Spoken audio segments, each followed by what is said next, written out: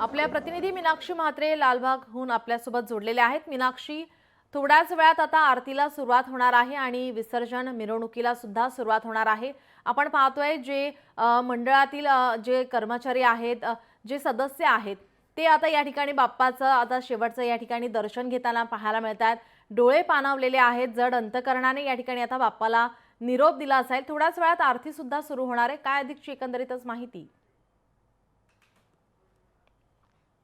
आपण पाहतोय की लालबागच्या राजाच्या या संपूर्ण विसर्जन मिरवणुकीला सध्या जी पूर्वतयारी आहे ती सुरू आहे। सगळेच कार्यकर्ते जे आहेत ते आपण पाहतोय तशा पद्धतीत त्यांची या ठिकाणी ही तयारी सुरू आहे। खरं तर आपण पाहतोय की लालबागच्या राजाची एक वेगळीच ख्याती असते आणि त्यामुळेच राजाला पाहण्यासाठी लाखोच्या संख्येने भाविक येत असतात। खरं तर ज्या भाविकांना दर्शन मिळालेलं नाहीये किंवा दर्शन घेता आलेलं नाहीये त्या भाविकांची आज मोठी गर्दी होऊ शकते। त्यामुळे संपूर्ण लालबागचं हे मार्केट आपण पाहू शकतो आणि लालबागच्या मार्केटमध्ये ठिकठिकाणी मोठमोठे हार असतील, पैशांचे हार असतील, तोरण असतील, हे घातलेले आहेत। माझ्यासोबत या ठिकाणी लालबागच्या राजाची जी मूर्ती बनवलेली आहे ते सगळेच या ठिकाणी जे मूर्तिकार आहेत ते आपण पाहू शकतो। या ठिकाणी लालबागच्या राजाच्या या सगळ्याच परिसरामध्ये पाहायला मिळतात। खरं तर काय सांगाल, तुम्ही मूर्तिकार आहात, लालबागच्या राजाची वेगळीच ख्याती असते। दर दिवसाला लाखोच्या संख्येने गणेश भक्त येत असतात। काय सांगाल, तुमची काय भावना आहे? मी फक्त बोलाल की पुढच्या वर्षी लवकर या, सगळ्यांना सुखी ठेवा। एकीकडे पाऊस पडतोय, मेघराजा गरजतोय, अंधार दाटून आलेला आहे। काय सांगाल, ह्या भर पावसामध्ये राजाची मिरवणूक निघणार आहे? सगळे विसर्जनाचा व्यवस्थित आनंद लुटतील आणि प्रत्येक क्षण सगळे आनंदाने साजरे करतील। काय सांगाल, काय भावना आहे? राजाची आता मिरवणूक निघणार आहे, त्यामुळे काय नेमक्या भावना आहेत? सगळ्यांच्या भावना आता तुम्ही आता जाणून घेतल्यात असतील, ते आम्हाला सांगायची अजून काही जास्ती गरज लागणार नाही।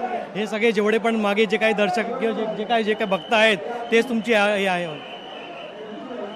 तर आपण पाहतोय की खरं तर संतोष कांबळी आहेत। सर, तुम्ही लालबागच्या राजाची मूर्ती तयार केलेली आहे, हा मान तुम्हाला दिला जातो, काय नेमकी भावना आहे? आज तुम्ही या ठिकाणी राजाच्या विसर्जन मिरवणुकीला उपस्थित आहात।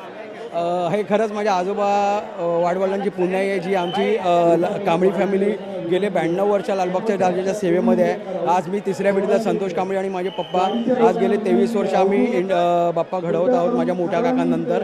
तर सगळ्यांना आजचा दिवस म्हणजे जसा विसर्जन होतो तो दिवस कोणालाच नको असतो, कारण बाप्पा इथून निघणार आहेत आणि प्रस्थान करणार आहेत विसर्जनासाठी।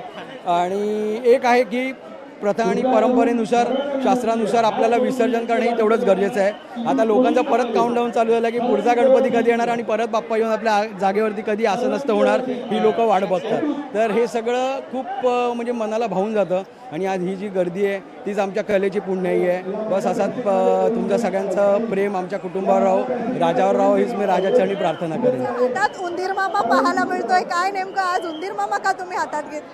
11 दिवस बाप्पाजवळ उंदीर असतो कायमस्वरूपी मंडळाचा, पण हा उंदीर जो आहे हा बाप्पासोबत विसर्जन करतो, कारण प्रत्येक शास्त्राप्रमाणे बाप्पाचं ते मूषक हे वाहन आहे। त्यामुळे दरवर्षी मी सकाळी बाप्पाचं हे मूषक असतं हे बाप्पाच्या चरणी ठेवतो आणि बाप्पासोबत ते समुद्रात विसर्जन होत असतं।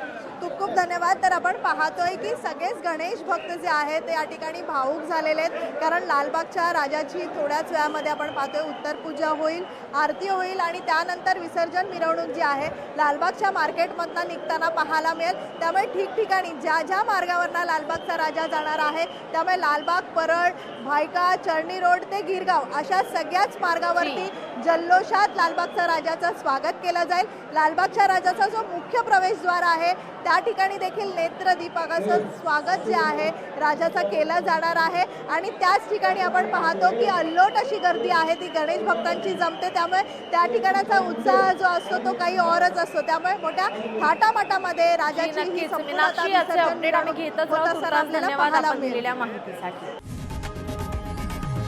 लोकशाही मराठी ऐका, पहा, जागरूक रहा।